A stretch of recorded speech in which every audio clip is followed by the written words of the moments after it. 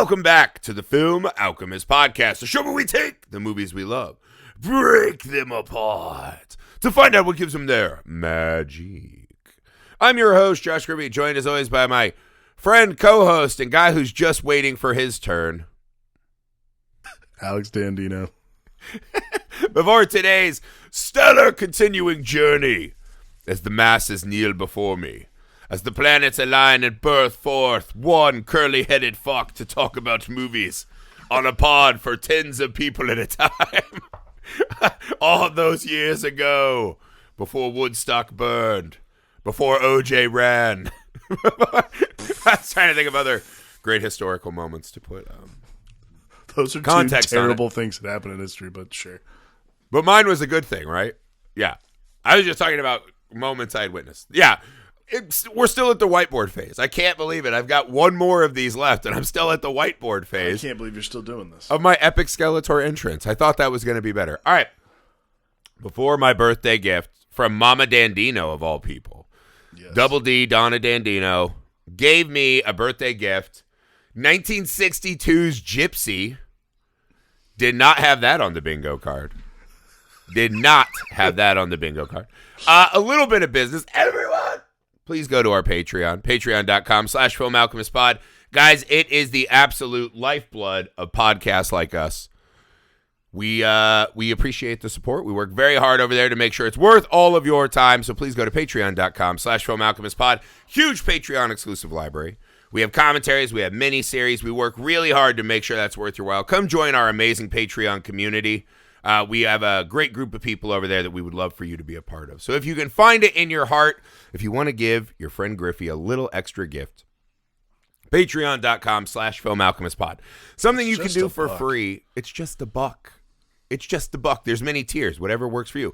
Our official Highlander tier ranking system. But yeah, some other things you can do that would help the show out. The YouTube, you can subscribe over there, share everything. That is Film Alchemist.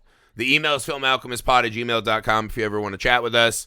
Movies you want to hear covered, themes, anything like that, we're available. We love to hear from you. We're on all the socials you're on, including now TikTok.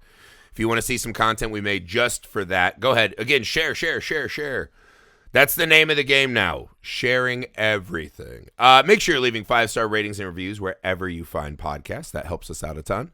We appreciate it. Some kind words and some 5 stars always make the day. Right? Also, some other things you can do to help us out, many projects we have going. Go over to misfitparade.net. I know, we got the last .net. Misfitparade.net, so you can see the movies that I'm helping make with my group. We have our film Sugar Tits is out in the festival circuit right now. It's really good. It's hopefully going to be a crowd pleaser. There's a chance that I'll be in a town near you at a film festival near you. So follow misfitparade.net so you can find that out and come hang out with us and watch a really weird movie. That would be fantastic. Hell yeah. Also, your boy's doing some video work for Looper. So go over to Looper on all of their social media and their YouTube channel.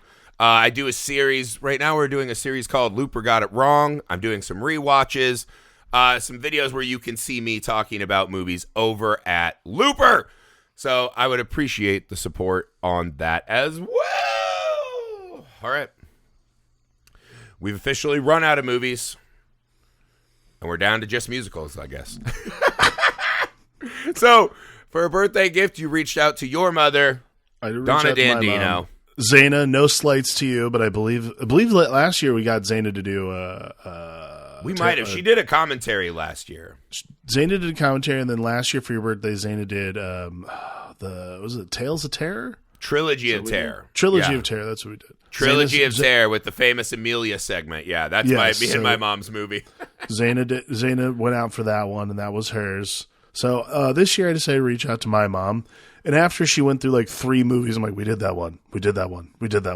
Including, I believe, no, she didn't suggest Moonstruck again, even though she totally suggested that was her patron pick. She landed on 1962's Gypsy, starring Rosalind Russell. And yeah, I didn't even know this movie existed. So it was an interesting place. Very rarely do we do an episode on the show that is a movie I've never seen before. This was one of those films. It's got a lot of the Griffey red flags, right? It's a musical. I think most people know I'm not quite a musical man. My younger brother, Dustin Griffey, loves musicals, right? That was their babycation, was to go watch some Broadway shows. Yep. He's a big musical guy, just missed me. It's 2.5 hours long. Big red flag for me. That doesn't include the fact that it was on Tubi, so I had to watch a billion commercials for really the worst goddamn hours. mobile games of all time. I turned it on after the Western Conference Finals, so me and my 9-year-old son decided we would watch Gypsy starting at 10:30 to 11 and just watched late into the night as my son was just baffled and perplexed. We almost got to the point where my son was I was waiting for like 2 a.m. to hear that gentle angelic voice. Dad, what's a stripper? Right? Oh, the conversation yeah. I didn't think I was going to have quite yet. So it was an interesting experience. Yes. I was expecting to hate this movie. I was really expecting to hate this movie. I actually thought it was pretty awesome. Like, this is a pretty awesome movie. I'll say this, for a musical, I feel like the songs suck. Oh, interesting. I didn't think any of the songs were any good. I think maybe, to me, musical, I think of like the really like catchy Disney style songs. Yeah, I think you're more of a Disney guy. I am not schooled in the what makes these songs good or not, and the core of this movie, the performance is an absolute flamethrower. Like, this is, if I was a younger man, I'd take a flamethrower to this. Like, that's what's happening. Is what's her name? Rosalind Russell. Rosalind Russell is worth the time just on her own. The rest of the movie is, I liked Herbie. I liked Luis. Fine. They're fine. Rosalind Russell, though, she is a goddamn explosion at the core of this movie. And the character's really broken and tragic and horrible. And it's a very interesting movie. And although I didn't think any of the songs were per se good, like, you would never catch me like, on Spotify, like, oh my God, is that a Gypsy jam? Yeah, nice. I'll turn that on in my day-to-day life. I thought the songs were pretty good about, bringing us deeper into the headspace, right, of these characters. So I actually, for how much I was dreading it, I really like this movie. It's going to be on my top 10, like, first-time watches of the year. Like, I really like this movie. Okay. It's an interesting story that's kind of right in my wheelhouse, and I do love a story about, like, a truly broken... And let's not be coy, Rose is a horrible piece of shit person. Horrible. The original stage mom. The original, like a terrible when you lady. do jokes about mothers who, like, are just career obsessed for their children, this is the like, now she would just be on that TLC show, Dance Moms. She would, she'd be she'd be the original Dance Mom. Yeah. Yeah, Gypsy is based on a true story also. I don't know if you know this. I bet thousands and thousands of true stories. Yeah. This is actually based on Gypsy Rose Lee, who was a famous burlesque dancer, her memoir. So it started as a memoir, became a play. Stephen Sondheim wrote the lyrics for this play, which is like probably the thing that's, granted, and he's like the go-to guy for the era, right? It's a well, no, this is like, at this point, he had only done he was only the lyricist for West Side Story. So they did another play. They did this one, and then he started writing his own music for all his plays. But this is a very famous Rose particularly is a very famous role in the musical theater world. Like, it was originated by Ethel Merman, and then many famous actresses since then. Probably most notably Bette Midler and Bernadette Peters. Also, Patti LuPone did it in a revival and actually stopped famously. She did 322 performances, I think, and the night before her final performance stopped the show dead cold in the middle of the last song to scream at someone in the audience who took a photo of her, because you're not supposed to do that in the theater. But there's actually she was really embracing the Roseness. Ironically, there's video footage of her dead stopping the performance and shouting at this person. So we can't watch Broadway shows, but we can watch her freaking the fuck out. Of course, that's how it works. I've always wondered, why is Broadway so stupid and they don't have like a full like open streaming thing for Broadway shows? I don't know. I'm sure that there. And this is the other thing. If any of you Broadway nerds have happened upon this show on accident, I am a Philistine to you. Like, let's put it that. I don't know anything about musicals. Sure. I don't. It's not my you culture. You don't claim to either. I don't claim to. I am an absolute newborn person in this thing. So I'm not trying to be intentionally antagonistic. It does seem stupid that, like, I have never just been able to pay $20 to watch the original cast of Book of Mormon. Sure. You know what I mean? Or Hamilton, when Hamilton was popping off. Like, why is it a thing that you put all this money and effort in? And I know it's not the magic of the theater. And it's not, I'm not sitting in the chairs. It's not all of us can afford, hundreds of dollars for theater seats. It feels like they're leaving a fucking ton of money on the table. I would agree. People aren't even going to the fucking movie theaters anymore because movies are over 2 hours.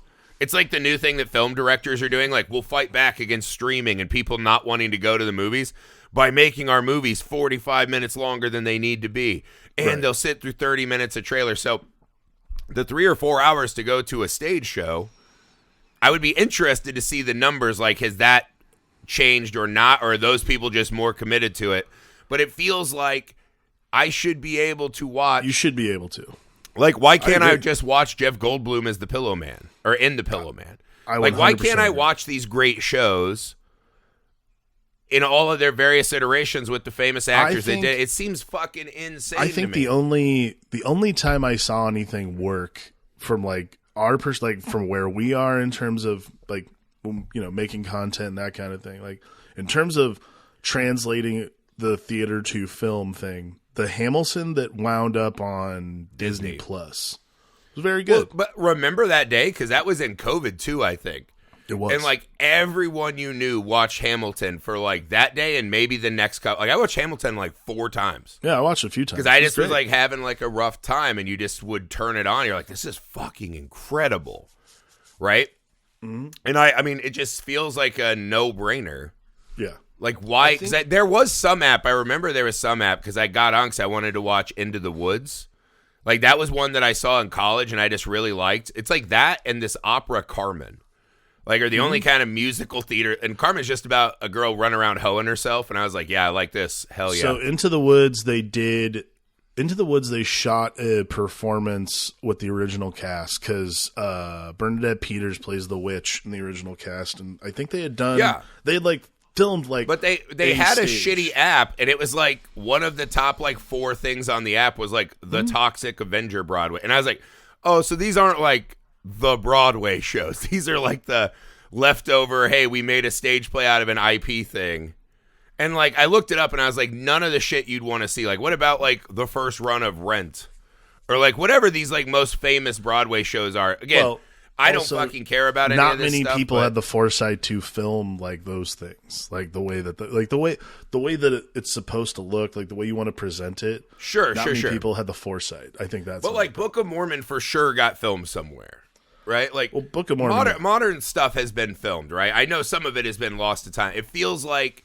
something that it would help me out. Like when my son started to get into fucking European soccer, right? I can go to some fucking dumb app like Peacock, and I can watch European soccer matches I don't give a shit about, but at least I can jump in and get a taste for 5 minutes. So if my son's like, oh, this fucking dude Hovland or whatever the fuck, I can turn that on for 5 minutes or a clip and pretend that I don't disagree with you. Back to this fucking whatever the hell is happening. Rosalind Russell is, yes, she's unbelievable. Like, she's a powerhouse. It's a powerhouse performance. I'm telling you, because I was going to ask you, because if you look at the early days of the Academy, a lot of them are just musicals translated to film. Like, obnoxiously huge amount of them, which is why I don't go back and kind of do that Oscar checklist often. Mm-hmm. What did this one do? Because it feels like if she was not nominated for a Best Actress award or won it, this would be like the crime of all crimes. Well, so she did not get nominated for an Academy Award for this. That is fucking insane. But she did win a Golden Globe for this. But see, so like by the 70s is where we're starting to see kind of the end of this type of movie. Like, one of the things I did love about this movie, and again, I'm as not even a musical guy, Hollywood is in this thing, like early Hollywood had this direct connection and lifeblood to theater folk.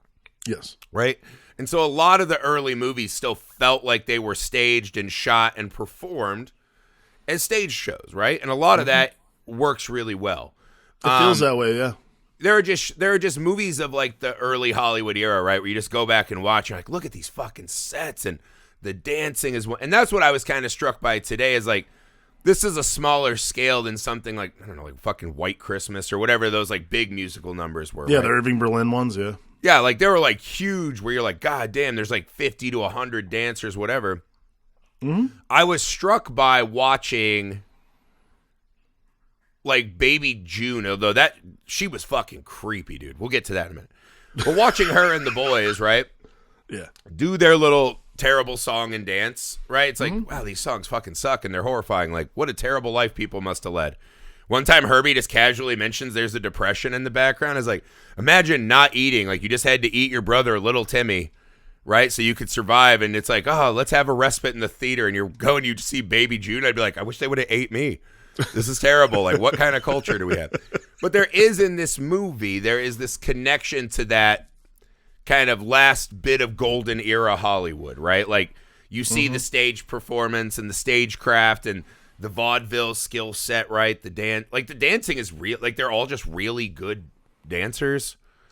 Yeah, and so there is just like this kind of like love letter to this time that is coming to it. And that's a lot what this movie is, right? As Rose is confronting. That's what the movie's about too. She once, somewhere when she was young, she saw a vaudeville show. Right? And it meant everything to her. And now she wants to be a megastar in vaudeville. But not her daughters, right? That's kind of the insidious part of her journey. But Herbie just keeps telling her, like, vaudeville's dead. It's not coming back. And everyone just keeps tells her vaudeville's dead. Holding the candle. And this movie is kind of like when Gypsy's like, hey, man, Easy Rider's coming. Like, this shit's not going to last. Like, we're not just going to film these big stage shows. Like, Easy Rider's coming to kill you all. Right? Oh, yeah. And there is kind of like a beauty in going back and watching these kinds of movies that I don't know if you agree. Like we haven't had a movie like this in ages. No, I mean the first movie of this kind was West Side Story, but like really like did the adaptation from stage to screen in a way that like felt big and felt like it felt of the caliber of the show. Mm-hmm. Gypsy, I think, does the same thing. But again, this is like early 60s again, 62. I think it's a perfect like Gypsy's such a fun show because it is like this microcosm of like progress, not even destroying, that's not the right word, but like progress. If you can't go with the flow, you're going to get left behind. So Rose constantly being like, oh, who would vaudeville's coming back when everyone realizes vaudeville needs to come back. It's like, that's not how this works. It's not how progress works. It's not how entertainment works. Like everyone just goes on to the next thing, which is why this movie doesn't exist anymore. I am paid by Looper, who's a content company, right? We do a podcast. My group, Misfit Parade, we're trying to make feature-length films.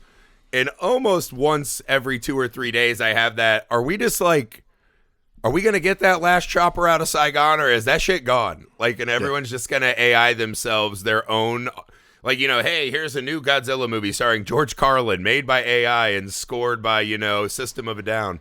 Mm-hmm. And AI will just make whatever you want, and, like, this thing is gone. As we're sitting here talking about cinema and the art form that we love.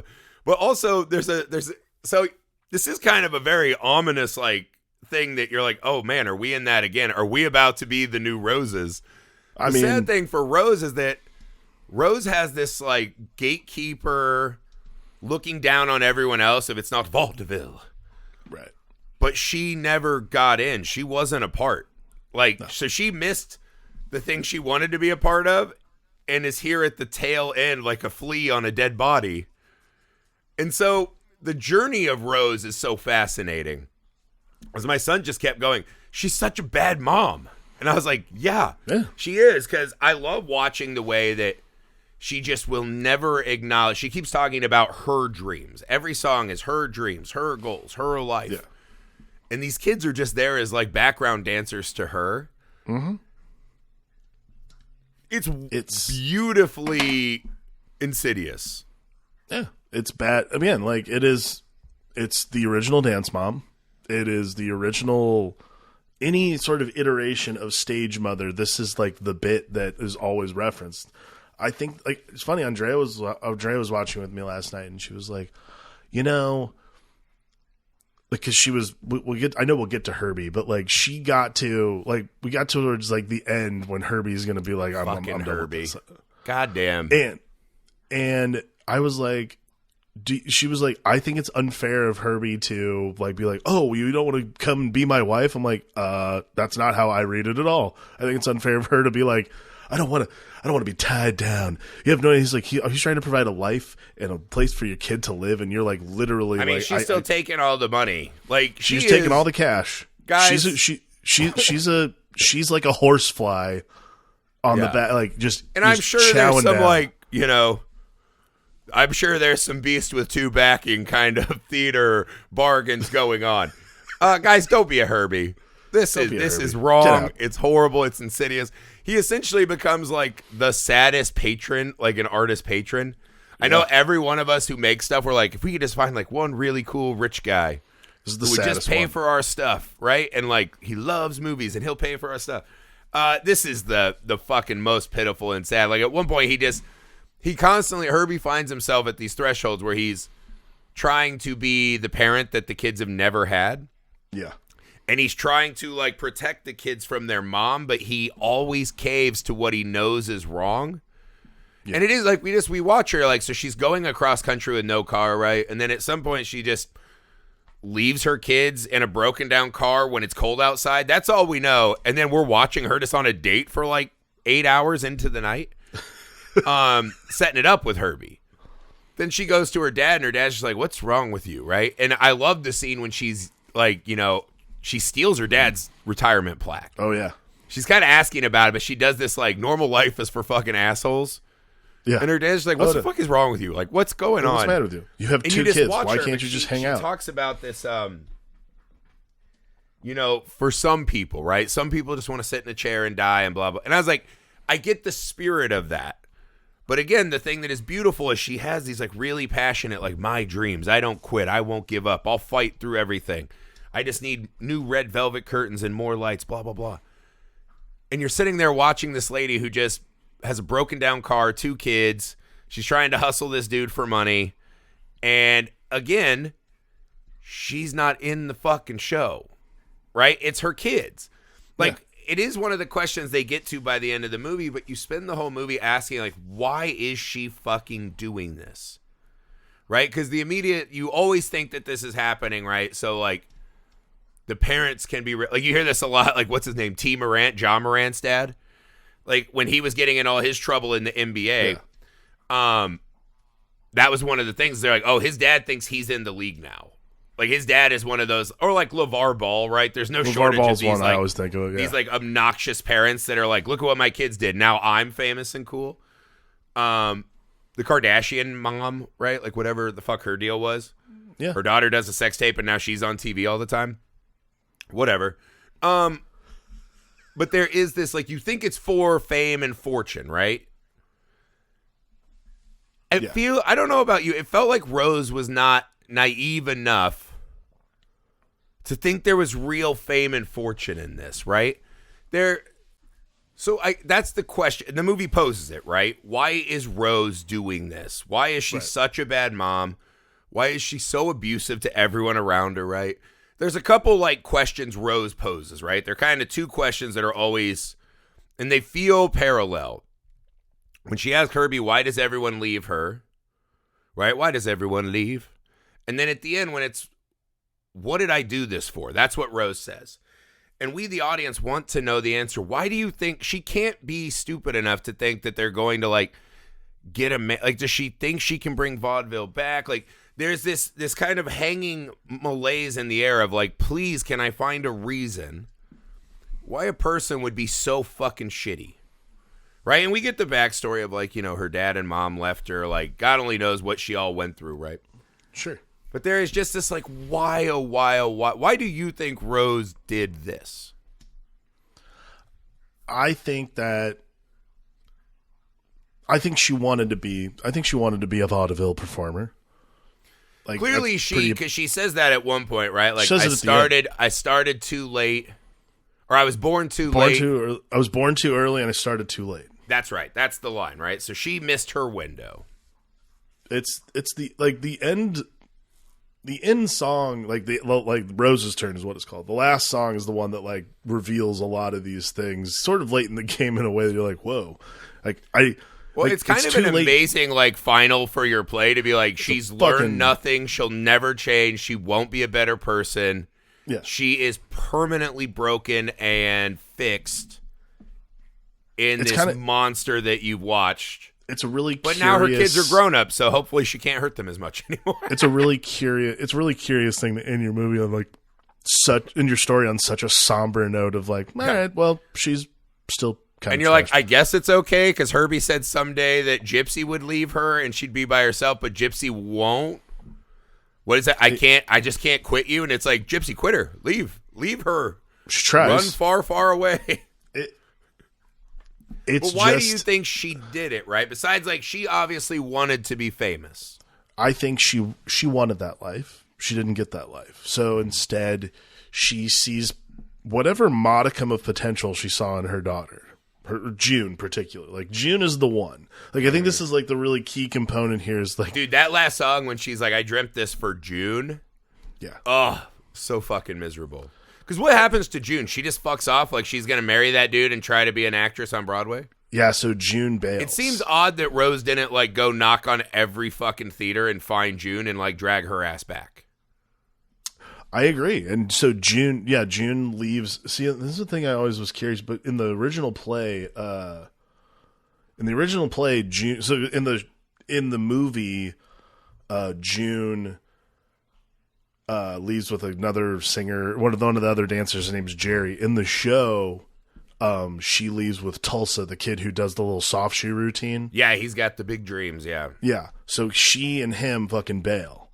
That's like that was always the thing I don't understand about the movie is like why it's just some rando. But either way, I think that she saw such potential in June, and it's this really hard thing, I think, because again, you want the movie to end on you want the story to end on this like uplifting, like, oh, it's okay. Well, like, she's essentially Maleficent. You want to see her smote.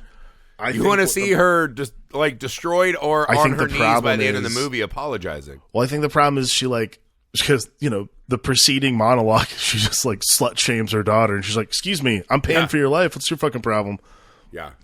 And I think that's the thing is like, oh, I wanted the one daughter to be this great Broadway actress. I wanted her to be a Broadway actress though, but on my terms. Like it needed to be vaudeville Broadway, not, off to be like a real actress or anything like that.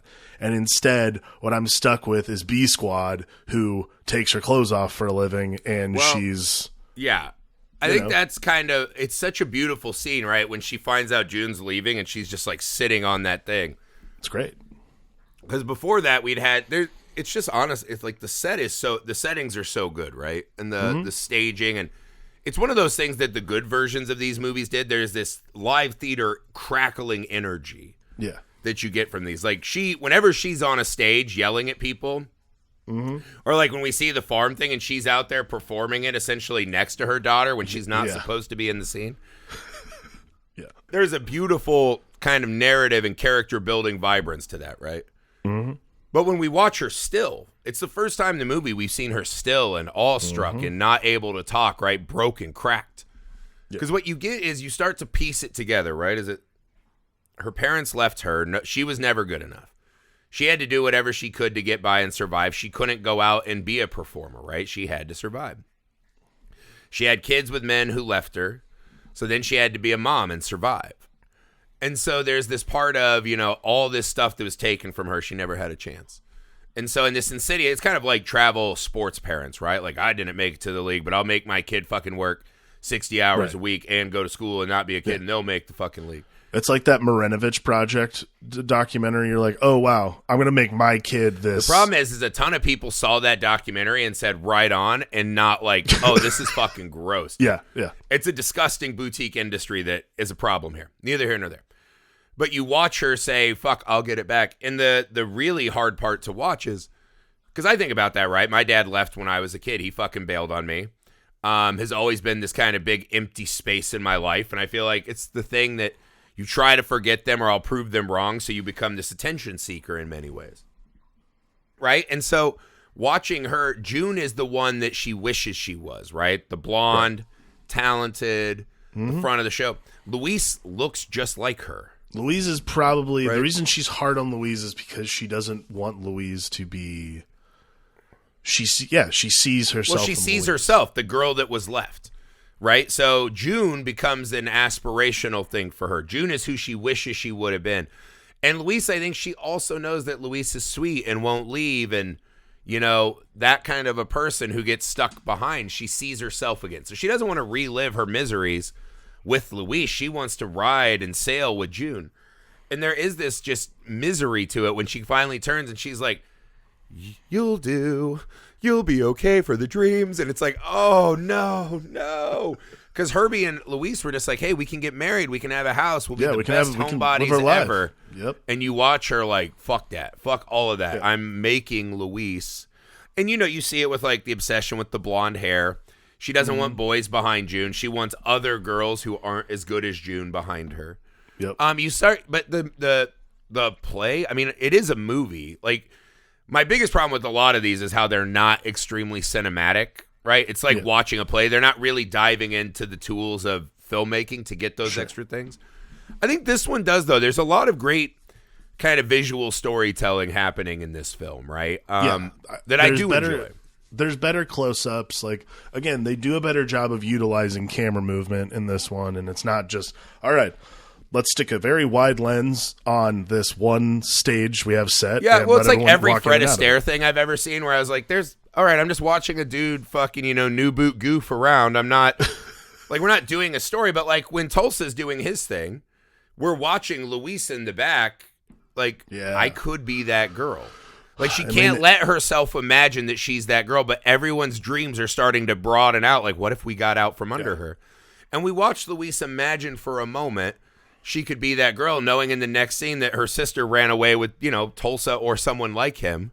Yeah. And she's just stuck holding the bag with mom. She's left with the monster. And Natalie So there is, like, even the songs and dance, there's so much good visual storytelling. Yeah. And it's because we're not beholden to look at this great, like, we've snuck into the palace where the golden age Hollywood party is. Yeah. We're watching the slow death of it, right? Well, so we can have a little more of that character development. Yeah. I mean, I think because while the movie is about show business, like you said, it's about the death of one aspect of show business. So the shittier the venues get that they have to perform in until finally they're at a fucking flop house with strippers, it is like, oh, the important thing is not the actual spectacle of the show. The important thing is, and again, this is why I like Stephen Sondheim. For all you musical theater people, this is why I like Stephen Sondheim, because Stephen Sondheim, like, my favorite shows by Stephen Sondheim are about, like, it's about, like, the reality of the music. It's reality within the scope of musical theater. I don't like huge, gigantic productions. I do like smaller. I like smaller shows. Yeah, the coarse girls and everyone dancing in tuxes. Like, not my thing. I think that's what's so great about Gypsy is Gypsy really is celebrating, like, not just like the end of the vaudeville era, but also like it's about, like, there's no big chorus production. Most of these songs are solos. Like, there are a couple of duets, but, like, there's no huge, like, everyone's in the background singing. These are all solo songs. Yeah. Well, it's what she says, right? The old Hollywood truism. If you could have been, you would have been. Right? And, like, there's always something for all of us. You're like, God, what if I would have done this project? Should I have quit this and started something new? Or, God, I missed that opportunity. Like, had I tried harder in that? And it's, you're watching that, this constant grasping for it's really well exemplified in that scene when she's on the stage and they're doing the fucking cowpoke, whatever the fuck that sad bitch was. I just feel so sad for, like, no wonder, like, the Europeans judge us. They're like, that is your culture? Oh my God. Oh, gross. Mamoo. Yeah. Yeah, because I thought that way. I was like, I would have judged the shit out of us too. Not that our country is much better now, our culture, but you watch her trying to, and like the phone keeps ringing, right, and it's Mr. Whatever, the executive high above, right, and she's like, well, how comes when we're up here, he's down there, and we're down there, he's up here? He's a very clever man, right? And it's you watching her grasping, like, or when they do that, I love the set piece of them in their little apartment and how they move around. It looked like a scene in Hook, right? Yeah. Like they're moving and shuffling everything around. Like the vibrance of it is great. They have nothing really to eat or whatever. And then this one guy comes in who can get them an audition, and she just gives all of Louise's birthday shit to this little guy. And Louise goes out on the window ledge by herself. With a lamb. I love this bit, but you watch what it is Rose clinging and reaching. Someone is going to grant her dream. And when they realize, they're like, against all odds, he liked it, right? And you're like, no, it can't work out for this monster, right? It can't. We want June. The only rule is Mom can't be around. And in the first scene, that feels exploitative. Like, we don't want any moms in the wings or backstage. You're like, oh, they're going to exploit these girls. And then once you watch Rose, you're like, I don't want Rose on Earth. Yeah. Like, I don't want people like this to exist. And you watch her, and it's the devastating kind of fulcrum point for the movie.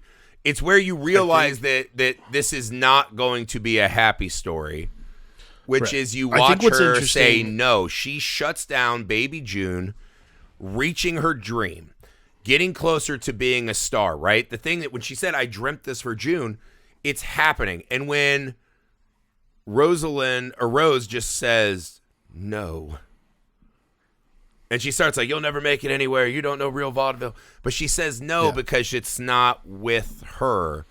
That is like one of those universal moments of annihilation that we can all, it's so despicable to watch a parent and their facade crumble around them as she says no.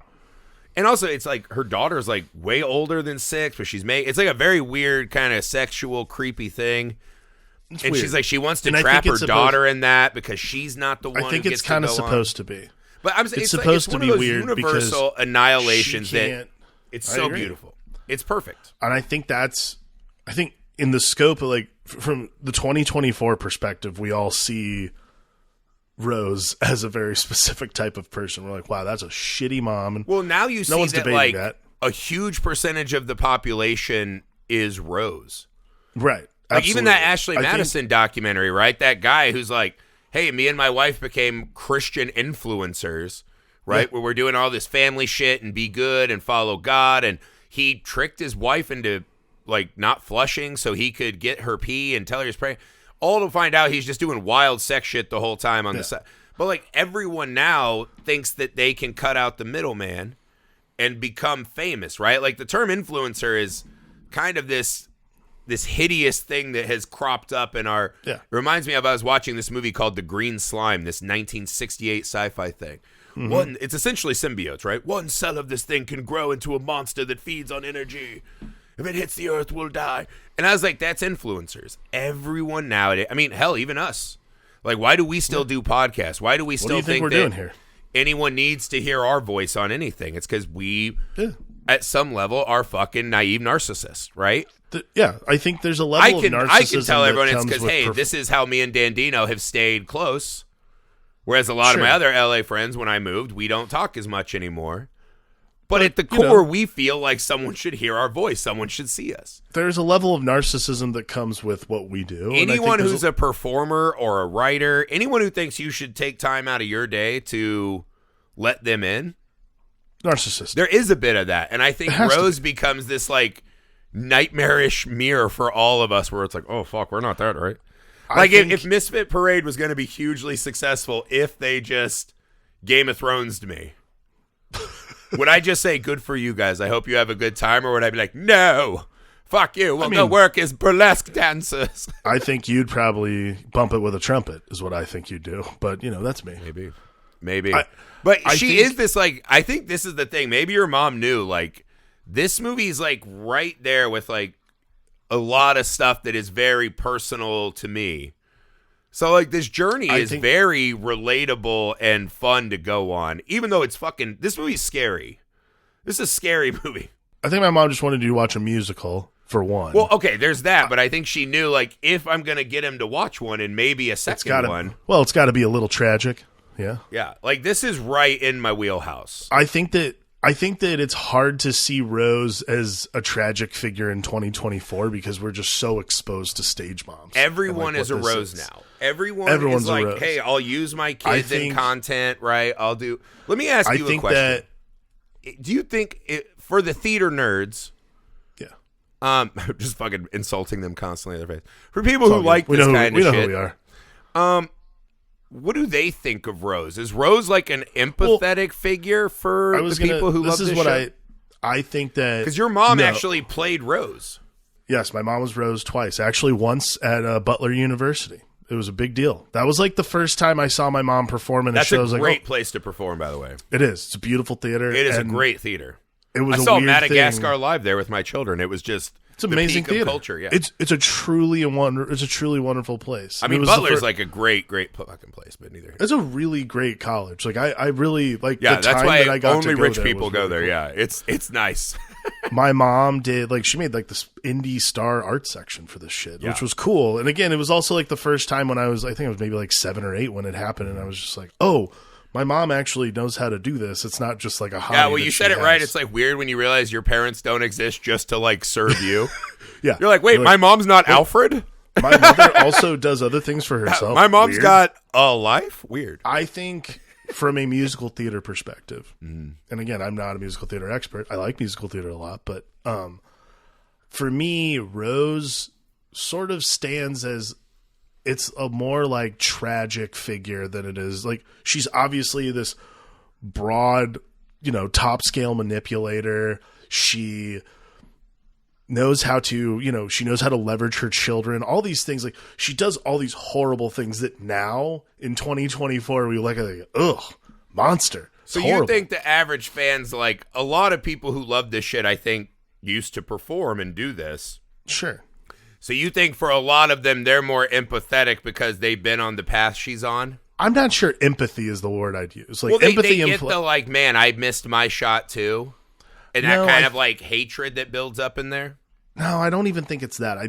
It's not empathy. What it is you watch this person who very tragically can't get out of her own way. Like, this is a great, like...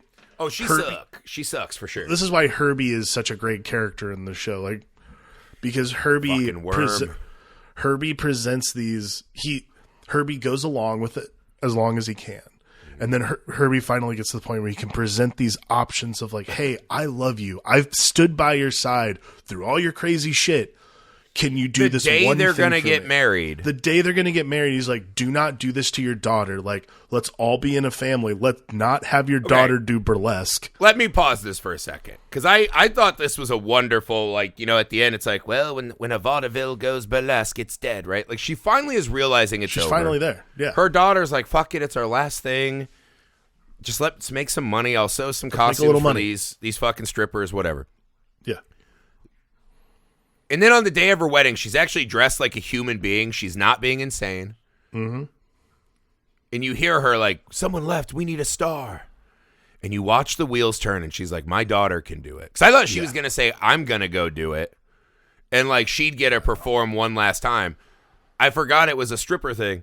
I'll say after this, because the fallout of that, of her trying to get her ready, her coaching her through it, even though she looks down on this, like, don't show him too much, blah, blah, blah. Like, it's so fucking depressing to watch. It's horrible. Absolutely. And Gypsy's just going along with it. She's like, whatever. Because her mom says we can't quit without being a star, even if it's a star for one night on the smallest, worst stage. Yeah. As long as we go out a star. I promised my daughters I'd make them stars. Yeah, and so there is this set, and Herbie's like, I can't do it no more. He's like, I've lived as a worm, and I'll always love you, but like no amount of vows will ever make you a wife. And I was like, damn, he's going for like hard. Yeah. And that's when she does the why does everyone leave? And it's, well, because you're not a real person. Yeah. Like you're like what's left of a person. Like, you're a character. Why does everyone leave? It's like, well, you're not being fair. It's not why does everyone leave? It's why does everyone leave me? It's like, well, what you should do is look like, you know, in the context of 2024, what you should do is look deeper inside yourself and say, oh, am I a selfish person? Yeah, what did you do what to did make you do this to happen? make that guy leave? I think it's Andrea, devastating, though. You know what's interesting? Andrea, though, took offense to that last night, which was really fascinating. Took offense to what?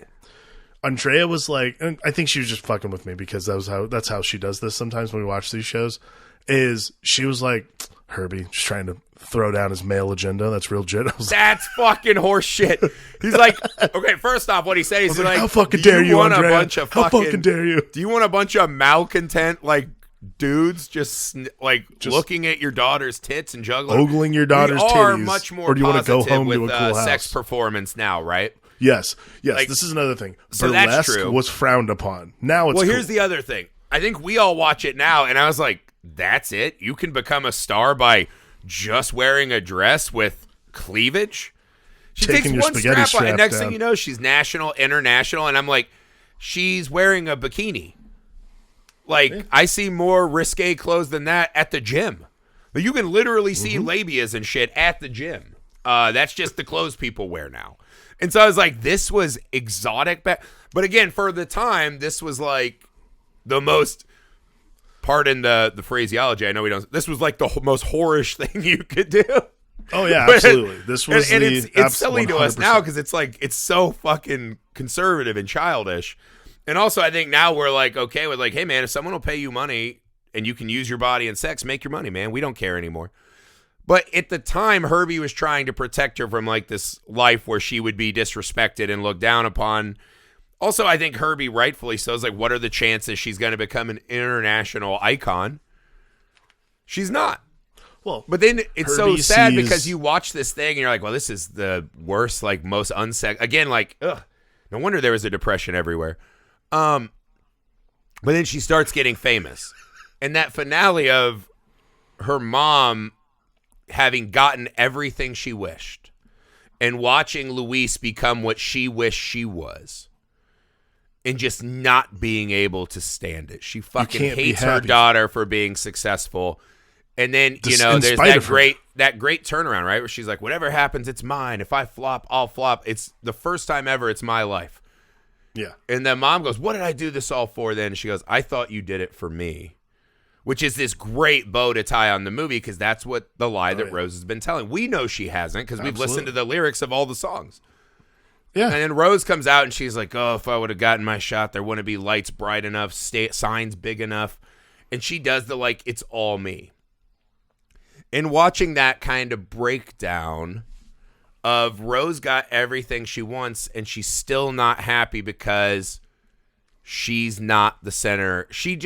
She'll never understand that she's not the star. And at the end, when she gets to wear the mink and she's talking about this and that and the other, and you can see her wheels still spinning like, how can I fucking milk this? How can I get in here and make this about me, right? The Madame Rose and her daughter Gypsy. And it's heartbreaking. And the thing is you know that Herbie was wrong, that Gypsy will not leave her. And that someday she'll fucking burn Gypsy to the ground. And Gypsy's going to be this, like, what's left of a person. Yeah. Just like Rose, because she just stayed too close to the fire for too long. I mean, I think it's supposed to be this kind of like, oh, look at him, like the last two standing. I looked at that and I was like, this is fucking brutal. It's pretty tragic. I do think brutal. Like, I think if you see it as like a happy, because again, there's multiple interpretations of the ending, and also they've performed it a few different ways over the years where things change in the end to either make it a little more somber, make it a little more uplifting, so on and so forth, depending on the times.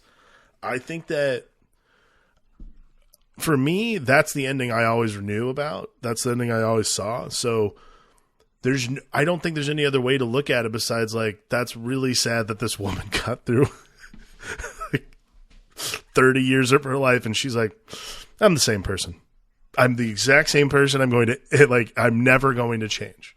It's tragic. Well, she's just going to be. She's going to be Rose if Rose had like a little bit of notoriety. Yeah, just a little bit of cash. Like, and so like she'll get used up by people, and someday the phone will stop ringing, but she'll still think she was a star. And you're like, is she going to be able to find a Herbie and become a homebody? Or is she, like, irrevocably damaged? Because I'm guessing whatever money she has isn't going to carry her into old age. It's brutal, man. And, like, you even watch her mom. She's like, I'll buy you a school. I'll buy you this, whatever. And you just watch her mom like, no, how dare you? I was a pro. And it's like, fuck, you see the horrifying next stage for Gypsy, too, who we kind of root for. We want Louise. We want Louise to make it. Like American Tail, Fievel Goes West, right? Like, she is the talent. She's singing on the ledge. She'll be singing for Caterwaul someday, and she'll be famous. I think the other thing, though, is we want Louise to get out. Fuck. This is terrible. This is, to me, always the thing about Louise, though, is, like, you want Louise to get out. Like, badly. You want Louise to be done. Because she's clearly unhappy. She's clearly miserable. Like, the whole thing just isn't her thing. And she does all this in service of her mother. This woman who has no regard for her safety or anybody else's life but her own. And so finally, when she's taking agency, however it is, and look, again, it's 2024. Burlesque is not a thing. And burlesque is like a celebrated, like, Ticketmaster touring thing. In the 40s, you could frown maybe upon it a little bit, but at the same time, it's like, excuse me, that woman is paying your rent. She's she's big shit. Well, if nothing else, like she made it on her own. She became a star. Something about her. She was an international touring star. Yep. And it still wasn't that last song of Rose. You're just like, this is all bad stuff. So I think, to your point, I think the reason I enjoy this movie is, one, there's this kind of great throwback to a bygone era. I love the kind of struggling artist journey. The characters are really broken, damaged people, but not so much you have to, like, turn it off. It's very relatable and sad, and, like, it's just kind of that universal pain and misery narrative. I found it really engaging, man. I thought it was a really fun movie. It was not really fun to watch it on Tubi for 4 hours, and I will never download those piece of shit apps that Tubi kept showing me ads for. But the movie itself was great. Like, it was a truly great movie. I'm surprised, but I'm also pleasantly surprised. I liked that you liked it. I think that's. I think Donna knew this one would be right in my wheelhouse, and Donna. I will Donna, say the musicalness was lost on me because I didn't think any of the songs were worth listening to ever again in my life. But Donna, the story itself was fascinating. I told Donna the assignment. I told Donna, I was like, give him something for his soul. She chose Gypsy. She nailed it. She did nail it. It'll be on my top 10 favorite first-time watches this year. Loved it. There you go. That's it for Gypsy. That's the last musical I'm sure we'll ever talk about. So enjoy it, nerds. Back to your fucking non-streaming world. No, I'm just kidding. Now, so we have one more movie left for this, the month of my birth. My pick. My birthday gift. Alex will gift me a movie. Godzilla. The original Gojira. The original 1954 Godzilla. So excited. One of those movies you're like, how the fuck have we not gotten to Godzilla yet? So excited for that one. It's been wonderful. Thank you for all the birthday gifts this month. If you want to be kind and throw a little extra birthday gift at your pal Griffey, go to patreon.com/filmalchemistpod. Please support the show over there. It means the world to us. You can subscribe to the YouTube. Follow and share everything on the social medias, including TikTok. We're everywhere. Go to misfitparade.net if you want to see movies that we're working on. Sugar Tits is out in the world now, so hopefully we'll be in a town near you soon. Go to Looper and see the video content I'm doing for them over there. Woo. This would all mean the world to me. So thank you, thank you, thank you. This has been a great birthday month. As the world has aligned, the pit has opened beneath you, and from the pit was born a chubby podcaster to come and talk shit about musical theater on this year like way too many years ago. Pump it with a trumpet. That's it.